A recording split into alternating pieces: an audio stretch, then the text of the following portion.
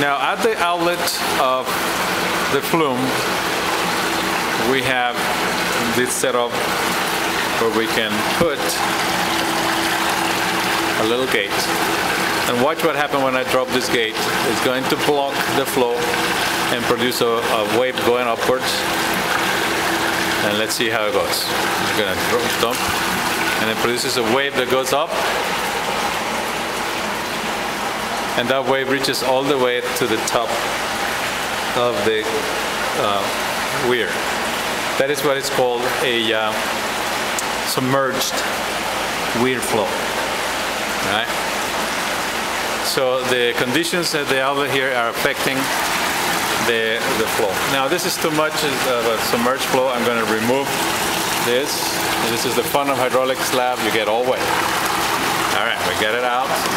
And so the water is adjusting itself again. You can see how the wave moving forward. Kind of a moving hydraulic jump until the water is all flowing. Supercritical flow. I'm going to use a smaller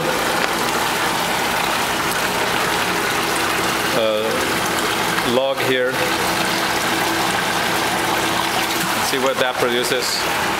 Another wave that moves up.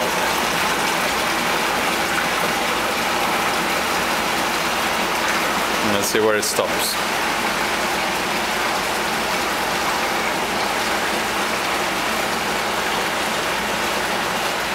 This produces still a drowned hydraulic jump, but the jump doesn't go as far as the other one on top of the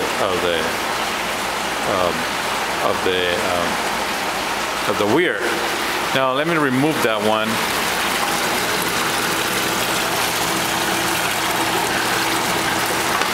There you have the wave again.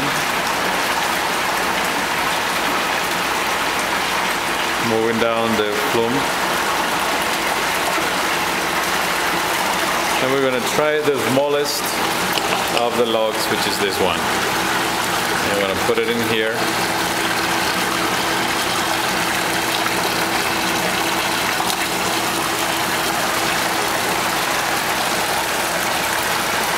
Now that barely produces any disturbance in the flow. So I'm going to try another one of the small logs.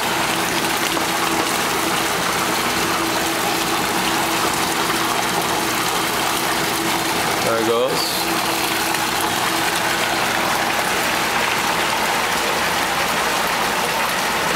It's producing a wave. The wave is still moving.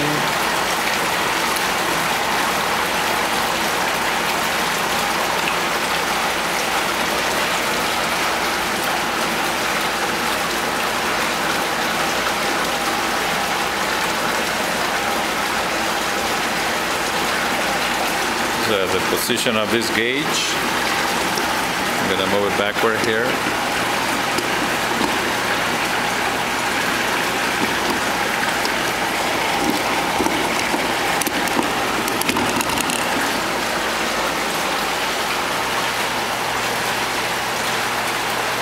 Now the wave seems to have stabilized, and what we have is a steady hydraulic jump. Now in this case we can measure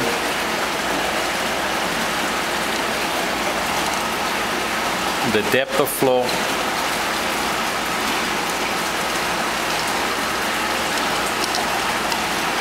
over here upstream of the jump, and then measure the depth of flow where the jump ends. Now where does the jump end? The jump ends pretty much where the bubbles of air sort of reach the surface of the water. So around this point, that will be the downstreaming. So we can do the experiments not only of the weir, checking the critical depth on top of the weir, but also we can try a hydraulic jump. And this is the experiment we're going to be doing in the next lab.